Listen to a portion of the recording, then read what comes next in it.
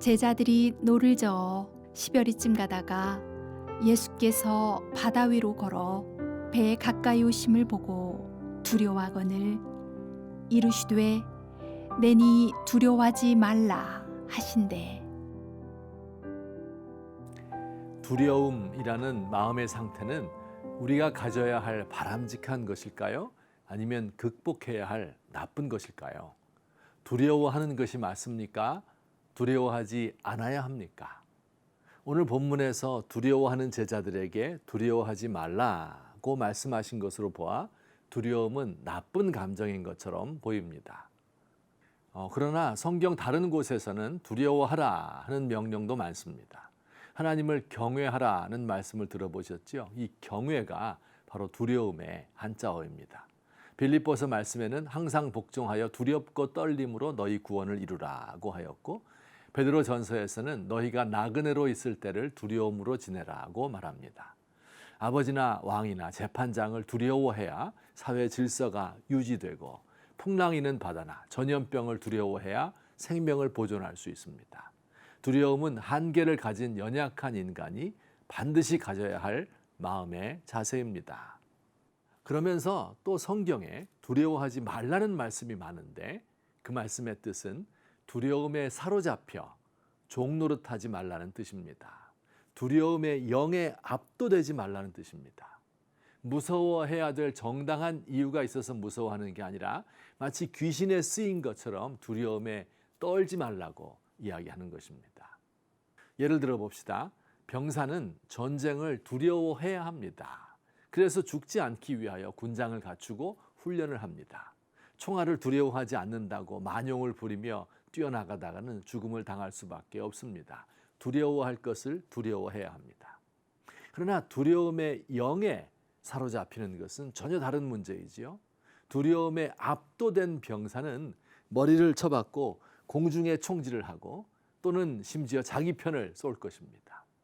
심리적으로 위축되고, 그래서 회피하고 싶고 객관적 판단을 하지 못하는 것, 두려움의 영에 압도된 것입니다. 성경에서 두려워하지 말라 하는 말씀은 바로 이런 뜻입니다. 두려운 중에도 정신을 똑바로 차리고 두려움에 정신을 내어주지 말라는 말씀입니다.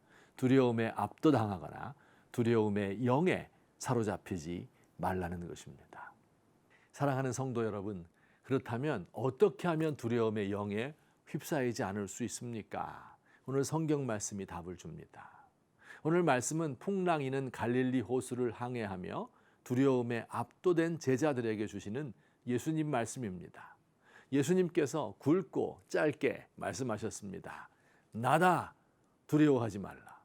나다, 두려워하지 말라.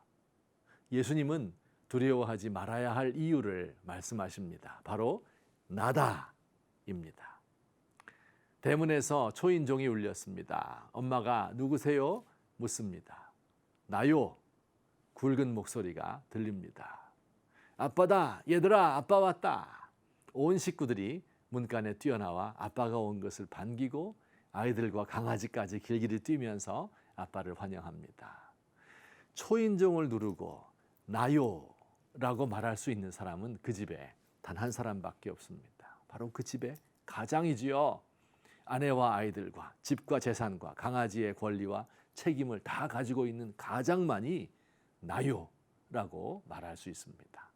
초인종 소리에 누구세요? 묻는데 모르는 목소리가 나요 대답하면 아니 나라니요 누구십니까? 되물을 수밖에 없습니다. 옆집 아저씨가 나요 라고 말할 수 있습니까? 택배 아저씨가 나요 라고 할 수 있습니까? 두려움에 압도된 제자들에게 예수님이 나다, 두려워하지 말라고 하시는 것은 바로 이런 뜻입니다.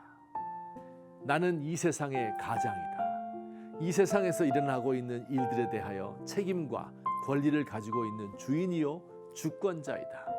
이 갈릴리 바다를 창조하였고 바람과 풍랑을 불게도 하고 멈추게도 하는 주권자이다.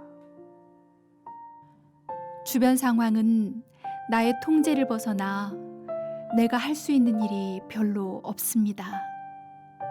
캄캄한 밤, 아무것도 보이지 않고 제자리만 뱅뱅 돌고 있는 것 같습니다. 이 밤을 넘길 수 있을지 미래가 불투명합니다.